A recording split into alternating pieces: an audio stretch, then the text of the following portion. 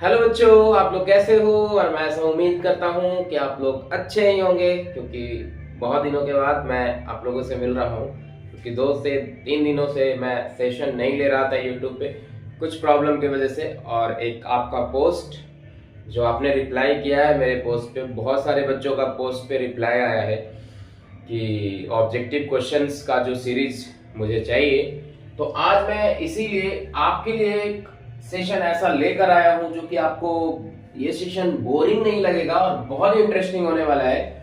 और इस सेशन में हम बहुत अच्छा क्वेश्चन जो है 10 क्वेश्चन मैं अभी करवाऊंगा ऑब्जेक्टिव। और इस क्वेश्चन को जब आप करेंगे ना तो आपको आइडिया लग जाएगा कि किस तरीके का सवाल जो है सीबीएसई 10th बोर्ड में जो है 2025 के लिए आपको पढ़ना है। मतलब किस तरीके का सवाल को आपको कर कर जाना है।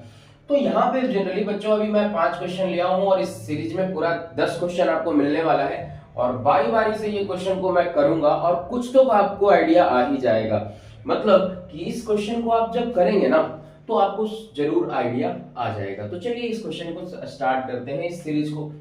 ऑब्जेक्टिव क्वेश्चन जो है ये 2025 में जो बच्चे तैयारी कर रहे हैं 2025 के लिए, ये 10th बोर्ड के लिए ये क्वेश्चन बहुत इंपॉर्टेंट होने वाला है। तो चलिए एक पहला क्वेश्चन जो है आपका दिया गया है कि cos अल्फा प्लस बीटा बराबर 0।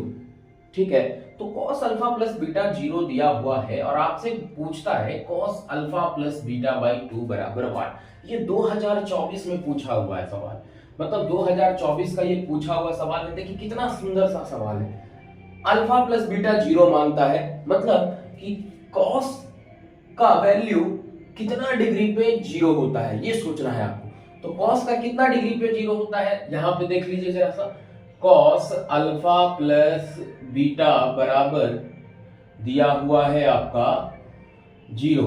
तो cos में कितना डिग्री का, तो cos अल्फा प्लस बीटा में अगर cos 90 को लेते हैं तो ये 0 हो जाएगा।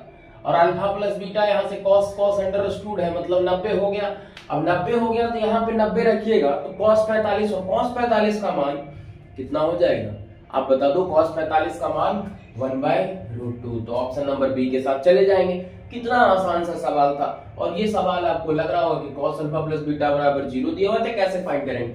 तो यहाँ से डायरेक्टली आपको ये सोचना था कि cos अल्फा प्लस बीटा जब 0 के बराबर दिया हुआ है तो cos में कितना डिग्री का वैल्यू 0 होता है, तो 90। तो यहां से अल्फा प्लस बीटा 90 मिल गया आपको, तो 90 यहां रखिए तो 90/2 45, और cos 45 का मान 1/√2। ऑप्शन बी के साथ चले जाएंगे। चलिए क्वेश्चन नंबर 2 पढ़िए। sec theta minus tan theta बराबर m दिया हुआ है और sec theta plus tan theta बराबर वाट पूछ रहा है। अब देखिए यहाँ पे कि मैंने एक रिलेशन ट्रिग्नोमेट्रिक आइडेंटिटी में बताया है। ये सवाल भी आप अगर वो रिलेशन आपको याद होगा ना तो ये सवाल को 2 मिनट में आप सॉल्व कर दोगे। जैसे यहाँ पे थोड़ा सा मैं मिटाता हूँ और देखिए इसमें पेन चलाने की ही तो बात है नहीं, ऑब्जेक्टिव में आपको पेन उठाना ही नहीं है। देखिए बस एक रिलेशन आपको याद रखिए कि इसमें हम बताए थे कि sec square theta minus tan square theta बराबर 1 होता है। ठीक है, तो इसको हम a square minus b square के फॉर्म में लिखेंगे, क्या लिखेंगे ही। तो sec theta plus tan theta बराबर 1 हो जाएगा। अब देखिए यहाँ पे sec theta minus tan theta का वैल्यू अगर यहाँ m लीजिएगा तो इसका वैल्यू इधर आकर क्या हो जाएगा 1/m हो जाएगा।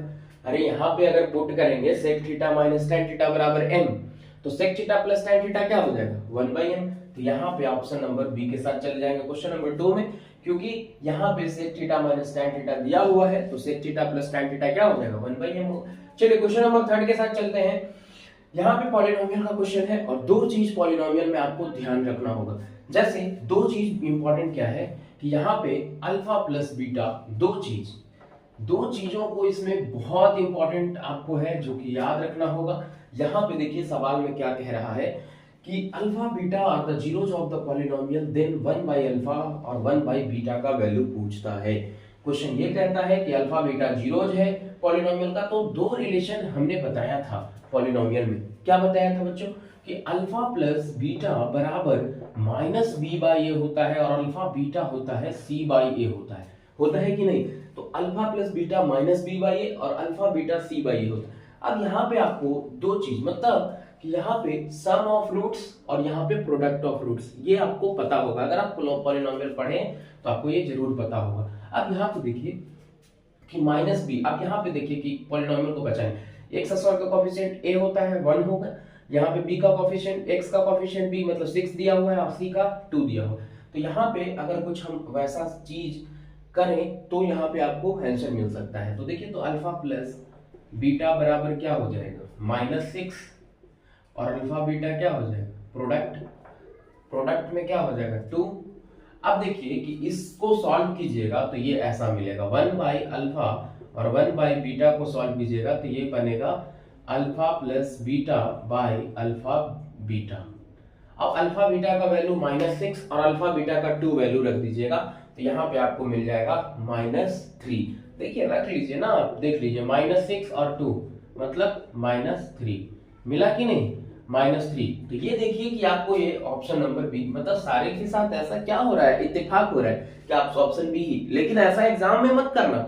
यहाँ पे अगर बी आ रहा है तो आपको ये लग रहा होगा कि most of the time answer आप बी ही लाते हो, नहीं, यहाँ पे आ रहा है बाय डिफॉल्ट आ रहा है, लेकिन आपको एग्जाम में सॉल्व करना है। मतलब पेन उठाने की बात क्या मैं कर रहा हूँ, पूरा सॉल्व नहीं करना है, आप थोड़ा सा अगर लिखोगे ना सवाल को, थोड़ा सा अगर आप बनाओगे ना तो वो आंसर आपको झलक जाएगा सवाल में, है ना। तो ये सवाल तीसरा नंबर था। क्वेश्चन नंबर 4 पढ़िए, if one zeros of the polynomial, इसमें तो पेन उठाने की बात ही नहीं, if one zeros of the polynomial be reciprocal of the other, if one zero of this polynomial be reciprocal of the other, मतलब कि एक जो जीरोज है, जीरोज का मतलब क्या समझते हैं आप, जीरोज का मतलब रूट्स, इसका जो एक रूट है दूसरे का रेसिप्रोकल है। तो मान लीजिए कि पहला अगर अल्फा मान लिए तो दूसरा इसका क्या हो जाएगा 1 बाई अल्फा। एक जीरोज एक दूसरे का रेसिप्रोकल है, मतलब एक अल्फा तो दूसरा 1 बाई अल्फा। अब इसको अगर दोनों को गुना कीजिएगा तो प्रोडक्ट ऑफ रूट्स मिलेगा अल्फा इंटू बीटा, और अल्फा इंटू बीटा क्या हो जाएगा k/3 मतलब c/a। c कौन है k, और एक्स स्क्वायर का कोफिशिएंट 3, तो यहां से अल्फा अल्फा कट गया, मतलब k बराबर क्या आ जाएगा आपको 3 आ जाएगा।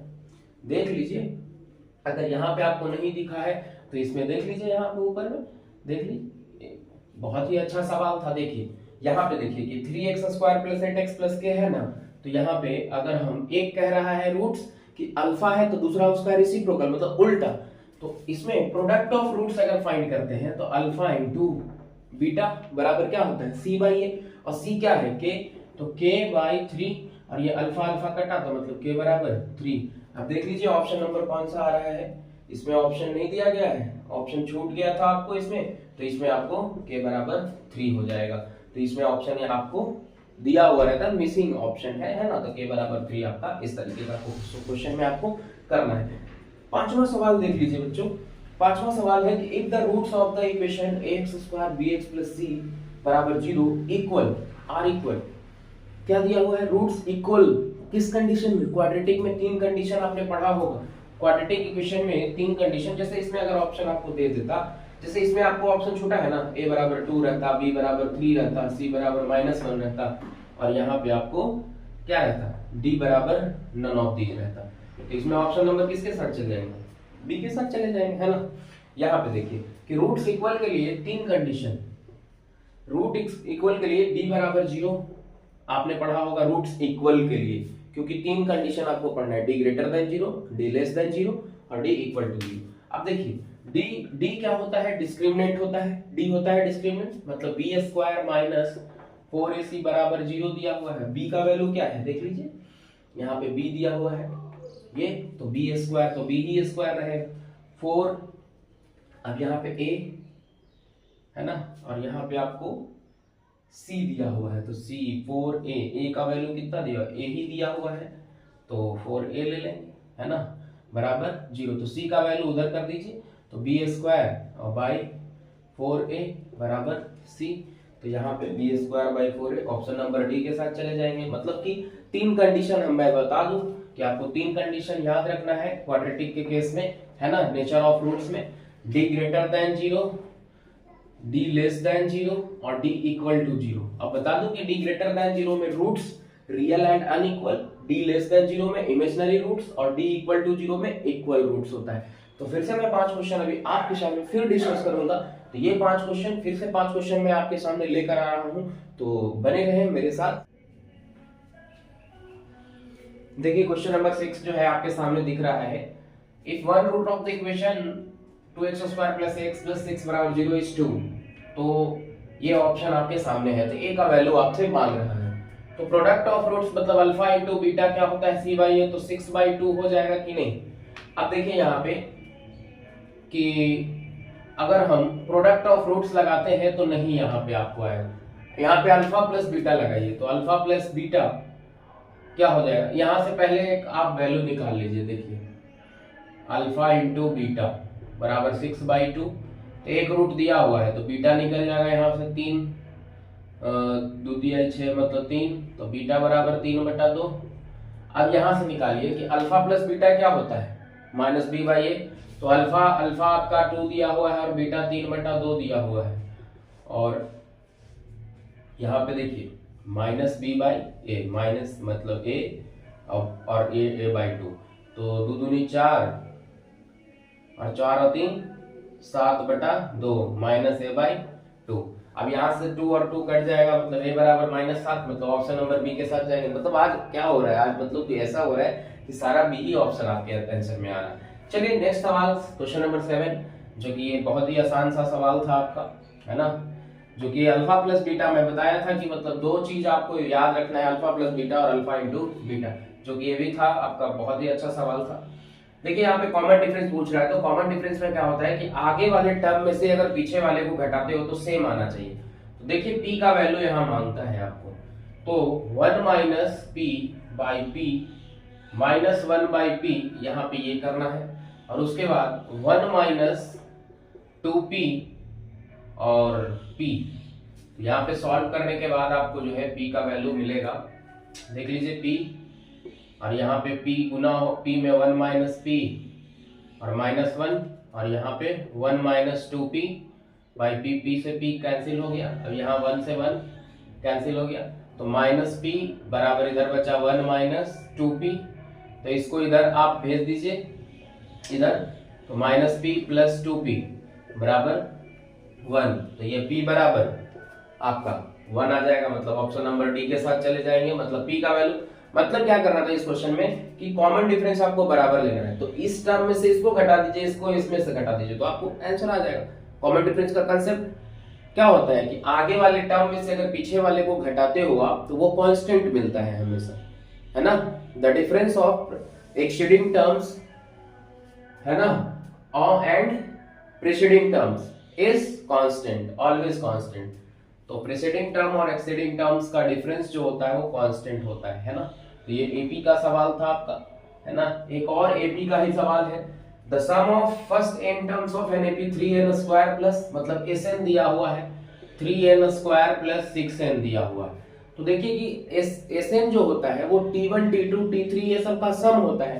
तो अगर s1 की बात करें तो वो t1 का सम होगा, s2 की बात करें तो t2 का। तो यहाँ पे देखिए 2 टर्म हम लिख लेंगे, s1 बराबर t1 होगा, तो यहाँ पे s1 निकालिएगा तो n का वैल्यू कितना 1, तो यहाँ पे 1 हो जाएगा, कितना 1 पुट कीजिए, तो पहला टर्म आपका आएगा 1, 3 1 का स्क्वायर 3 और 6 3 9, ये आया t1, तो ये t1 मिल गया।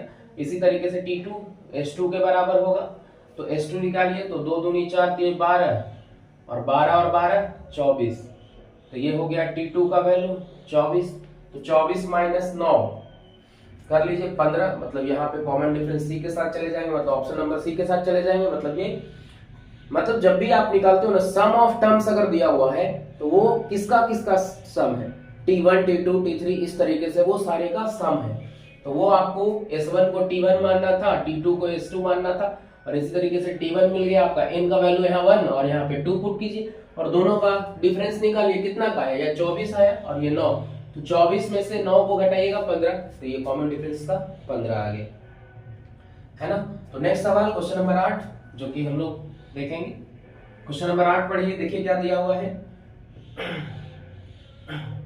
क्वेश्चन नंबर 8 हो गया आपका। क्वेश्चन नंबर 9 देखिए, the distance of the point -6 8 from the origin is, option दिया हुआ है आपके सामने, तो इसका पूछ रहा है डिफरेंस। तो डिस्टेंस पूछ रहा है, डिस्टेंस पूछ रहा है आपके सामने, तो ऑरिजिन से पूछ रहा है, तो ऑरिजिन से डिस्टेंस आपका ऑरिजिन का क्या होता है कोऑर्डिनेट 0,0। अब ये कहीं भी लाई करता होगा, -6 इधर होगा, -6 और 8 कह रहा है, -6 और 8, तो -6 और 8 इधर होगा, ये पॉइंट इधर कहीं लाई करता होगा, तो इसका डिस्टेंस ऑरिजिन से, तो ऑरिजिन से इसका डिस्टेंस आपको निकाल देना है ना। तो ऑरिजिन से निकालिए, डिस्टेंस फार्मूला आपको पता होगा, डिस्टेंस फार्मूला आपको पता होगा क्या होता है, डिस्टेंस फार्मूला जो होता है वो x2 x1 का होल स्क्वायर और प्लस y2 y1 का होल स्क्वायर होता है, यही होता है अंडर रूट। तो x2 यहाँ पे देखिए, x2 किसी को भी मान लीजिए आप, तो 0 0 कॉमा को अगर x2 मानते हैं तो यहाँ पे देख लीजिए 0 + 6 मतलब 6 का स्क्वायर हो जाएगा, और यहाँ प्लस कितना हो जाएगा 8 का स्क्वायर, है ना। 0 है कोऑर्डिनेट x1, उसको x2 और x1 मान लेंगे तो ये y1 और y2 हो जाएगा, है ना। तो ये आपका हो गया x2 और y2, और ये x1 y1 हो जाएगा, तो यह 36 और ये हो जाएगा 64, ये हो जाएगा 100, तो ये हो गया आपका 10। तो ये ऑप्शन नंबर डी के साथ चले जाएंगे, मतलब क्वेश्चन नंबर 9 का, जो कि क्वेश्चन नंबर 9 का ये सवाल था, और ये कोऑर्डिनेट ज्योमेट्री से था ये, और ऑरिजिन से डिस्टेंस मांग रहा था। तो यहाँ पे आप डिस्टेंस फार्मूला x2 x1 का whole square plus y2 y1 का होल स्क्वायर आप लगा देंगे और आपको आंसर मिल जाएगा। चलिए नेक्स्ट सवाल दिया हुआ है क्वेश्चन नंबर 10, जो पढ़ते हैं tan थीटा बराबर 1/4/3 then sin theta plus cos। इसको देखो मन में ही बनाएंगे, tan थीटा मतलब क्या है p/b, तो ये दिया हुआ है p, तो परपेंडिकुलर का स्क्वायर प्लस बेस का स्क्वायर, मतलब 4 × 16 और 9 25, तो एज कितना आ गया 5, तो sin थीटा का वैल्यू कितना हो जाएगा 4/5। यहाँ देखिए sin थीटा का वैल्यू 4/5 और cos थीटा का वैल्यू 3/5, 7/5 दिख गया। आप ऑप्शन नंबर सी के साथ चले जाएंगे। तो इस तरीके का सवाल है ना कि आपको कई ऐसे सवाल ऑब्जेक्टिव के आएंगे जो कि आप मन में ही उसको बना लेंगे। ये क्या है सवाल, सब ऑब्जेक्टिव का आसान सा सवाल था, तो आपको कंसेप्ट याद रखना है। और इस तरीके का सवाल हम अपने चैनल पे अभी लगातार, क्योंकि ये सवाल जो है ना इस तरीके का मैं लेकर आता रहूंगा, तो ये जो सवाल जो मैं आज लेकर आया हूँ, बहुत सारे बच्चों का जो है ना उस पोस्ट पे है ना रिप्लाई आया था, इसलिए मैं ये सेशन जो है आज लिया हूँ क्लास 10th के लिए, और ये पहला ऑब्जेक्टिव सेशन आज मैं इसको कंडक्ट किया हूँ। तो नेक्स्ट सेशन बहुत जल्द आपको आने वाला है, जो कि 10 क्वेश्चन फिर से मैं करवाऊंगा आपको, लगभग मैं 100 क्वेश्चन आपको करवा दूंगा, तो उससे ज्यादा आपको पढ़ने का जरूरत नहीं पड़ेगा। तो इतना सवाल अगर 100 सवाल अगर आप बना लेते हो कंसेप्ट के साथ, तो आपको 20 सवाल सीबीएसई 10th बोर्ड में बन जाएगा, बिल्कुल 100% के साथ मैं कह रहा हूं कि आपको बन जाएगा। तो आज के लिए सवाल 10 क्वेश्चन जो ऑब्जेक्टिव सीरीज जो मैं आज लेकर आया हूं, आप इसको अच्छे से देखिए, वॉच कीजिए और दोस्तों के साथ शेयर कीजिए, और मैं नेक्स्ट वीडियो में बहुत जल्द मिलने वाला हूं। Thank you.